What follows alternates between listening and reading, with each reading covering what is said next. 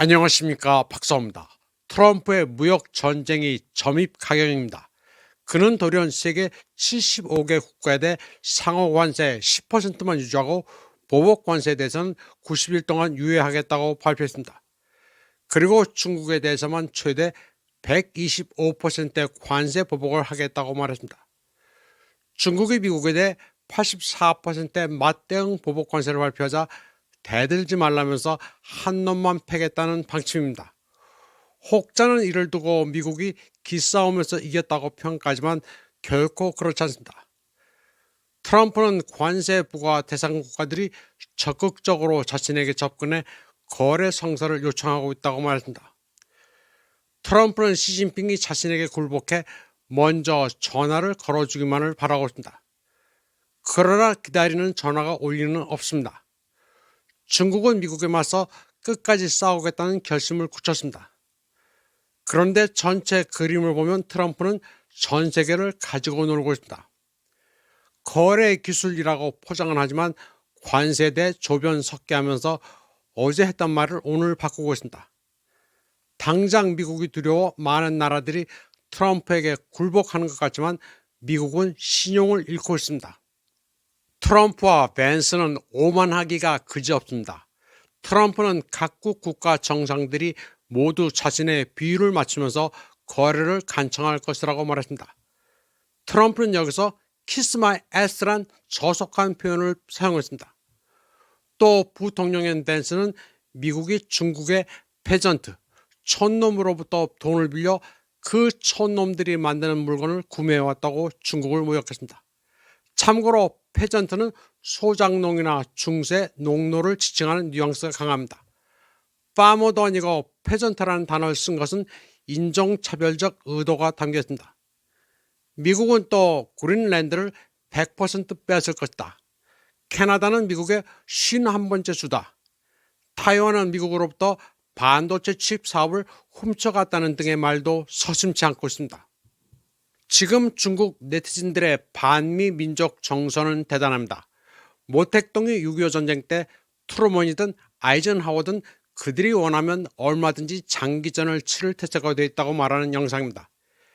영상에서 모택동은 미국과 끝까지 싸워 완전 승리를 하자고 외치고 있습니다. 중국 외교부 대변인 마오닝은 이 영상을 공유했습니다. 또 2020년 10월 시진핑이 소위 항미 원조 전쟁에 대해 한 말도 소셜미디어에 공유했습니다. 중국 인민은 도발하지도 않지만 두려움도 없다. 어떤 어려움과 위험에도 떨지 않을 것이고 허리를 굽히지도 않을 것이다. 중화민족은 겁줄 수도 없고 누를 수도 없다는 연설을 공유했습니다. 그런데 마오닝이 공유한 시진핑 연설 영상에 의외로 일본 네티즌들이 좋아요를 눌렀습니다. 트럼프의 관세 협에 중국인이 패기 있게 나가고 있다면서 칭찬했습니다. 트럼프의 기세에 눌려 아무것도 못하는 일본과는 다르다는 것입니다. 일본 네티즌들은 비록 중국을 좋아하지는 않지만 보수적인 일본은 중국의 이런 패기를 배워야 한다고 말하면서 이 사안에 대해서는 중국을 응원한다고 말하고 있습니다.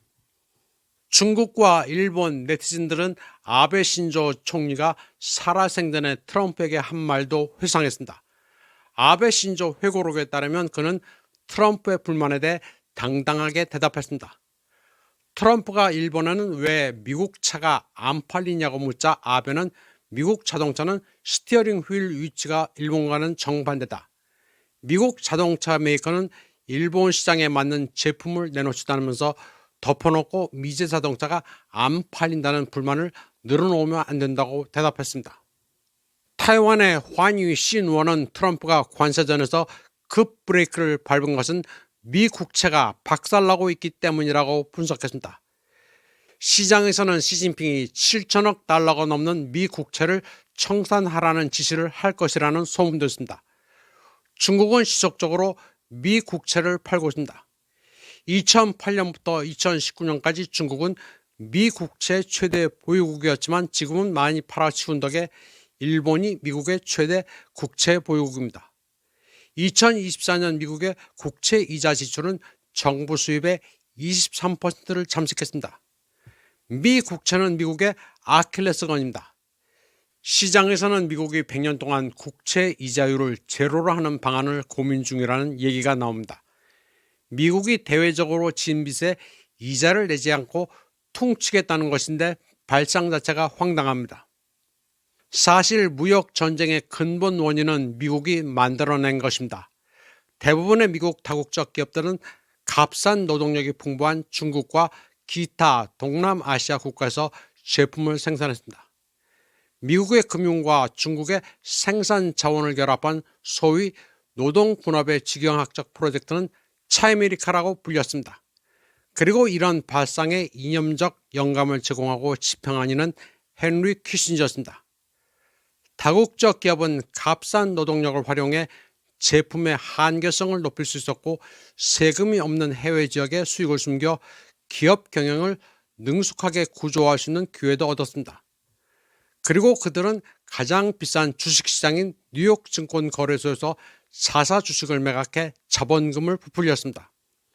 또 그들이 해외에서 만든 제품은 세계 최대 미국 시장에 판매했는데 이는 사실상 수입품이었습니다.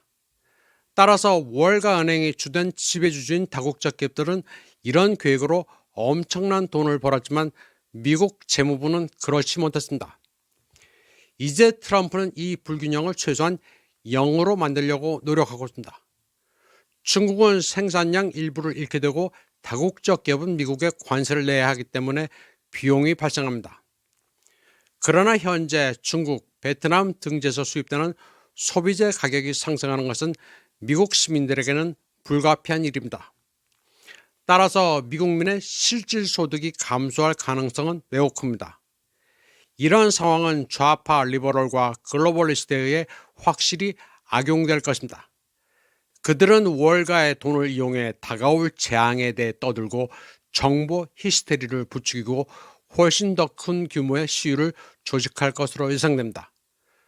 트럼프 행정부는 관세 부과로 미국민들의 세금을 줄이는 것도 가능하다고 주장합니다. 그런데 이는 아랫돌을 빼서 위에 올리는 것과 같습니다. 당장 관세 때문에 수입 물가가 대폭 오르기 때문입니다. 그리고 트럼프의 믿음과는 달리 미국의 번영은 관세에 의해 뒷받침된 적이 없습니다. 현재 미국의 가장 큰 당면 위험은 인플레이션, 어쩌면 스태그플레이션일지도 모릅니다. 트럼프는 수요를 충족하고 가격을 억제하기 위해 국내 생산을 늘릴 것이라고 주장하고 있습니다. 그러나 문제는 생산에는 시간이 걸리지만 가격 상승에는 시간이 걸리지 않는다는 점입니다. 이번 방송은 여기까지 하겠습니다. 시청해주신 여러분 감사합니다.